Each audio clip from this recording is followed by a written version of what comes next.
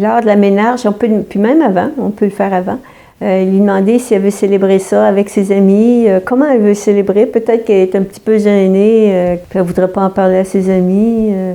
Alors, on peut juste aller au restaurant, lui acheter une fleur, lui acheter un petit rubis, là, un bijou avec des rubis qui est rouge, qu'elle va garder toute sa vie, que ça va lui rappeler ce moment spécial-là, que le père soit là aussi, aller au restaurant ensemble. Ça, c'est, en fait, il faut célébrer de la façon dont la fille le veut.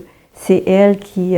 faut qu'elle soit à l'aise, il faut qu'elle soit confortable. Si son éducation menstruelle est bien réussie, puis qu'elle a le goût d'en parler à ses amis, waouh, elle peut faire une petite fête, là, puis avoir une robe spéciale, puis des cadeaux, peu importe. C'est un moment qui est célébré dans les sociétés tribales, qui est très important, entre autres parce que souvent la fille est donnée à marier. Souvent elle fait l'objet d'un échange commercial, parce que c'était comme ça aussi dans plusieurs sociétés. Mais c'était vraiment un moment de célébration. Puis dans des belles sociétés comme les Navajos, c'est des célébrations là, qui durent plusieurs journées entières avec des chants, des danses.